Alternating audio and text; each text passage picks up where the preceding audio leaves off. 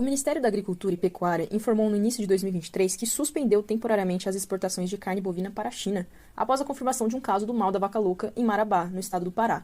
Sim, as vacas aparentemente ficam loucas, mas a doença tem um nome menos conhecido, que é encefalopatia espongiforme bovina, ou EEB, causada por um prion.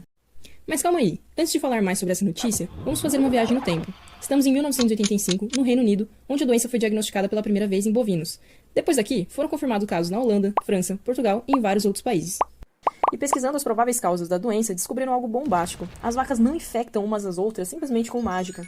A verdadeira causa era o uso da farinha de carne e ossos das carcaças de animais infectados. Essa farinha era muito utilizada como suplemento proteico nas propriedades onde foi diagnosticada a doença.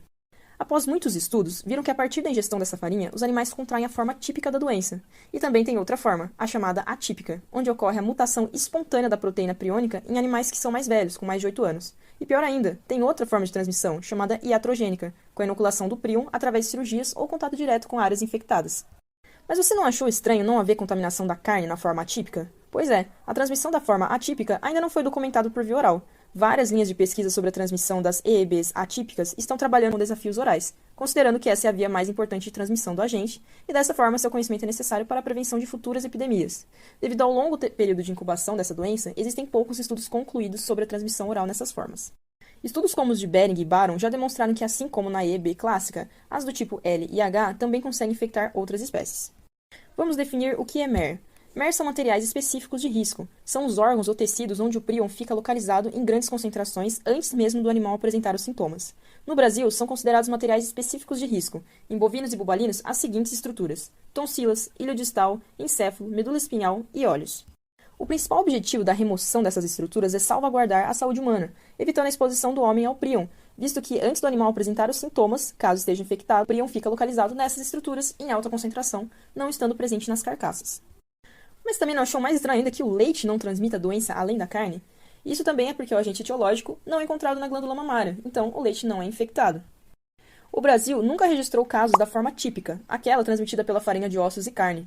Segundo a Organização Mundial da Saúde Animal, o Brasil se mantém no status de risco insignificante para a EEB.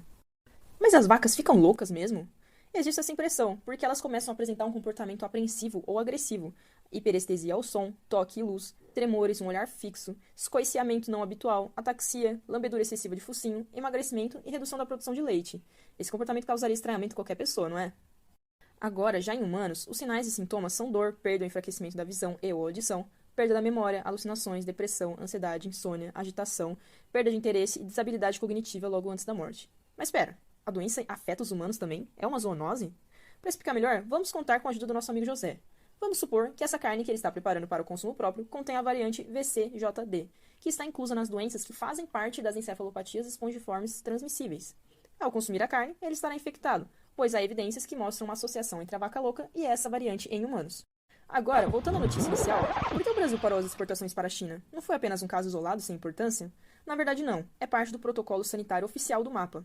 Em junho de 2015, foi criado um protocolo que estabelece um alto embargo para as exportações ao país asiático diante de casos de vaca louca. Ou seja, quando uma ocorrência da doença é confirmada, o governo brasileiro suspende de forma automática as exportações. O Ministério afirmou também ter comunicado à Organização Mundial da Saúde Animal e ter enviado amostras para o laboratório referência no Canadá, onde seria confirmado que se tratava de um caso atípico. Em entrevista para a CNN Brasil, o ministro da Agricultura e Pecuária disse não saber quando seria possível retornar as exportações de carne para o país, mas também afirma que todas as providências estão sendo adotadas para garantir aos consumidores brasileiros e mundiais a qualidade desse alimento. E por último, mas não menos importante, como faz para evitar que essa doença caótica ocorra? Como visto, o ideal é não alimentar ruminantes com farinha de osso e carne, fazer o armazenamento seguro de produtos de origem animal, para que eles não tenham acesso, e remover os cadáveres do pasto, pois podem ser uma fonte de transmissão para os bovinos. Além disso, correto é destruir as matérias de alta infectividade no abate, como encéfalo, medula espinhal e retina de carcaças. É importante também não importar animais de países com situação epidemiológica desconhecida, bem como fazer a vigilância epidemiológica, notificando-a, pois é importante diferenciar para animais com doença neurológica que são negativos para a raiva. Gostou desse vídeo? Já curte, comenta e compartilha com quem você conhece e siga o Instagram da Infovet. Muito obrigada e até a próxima!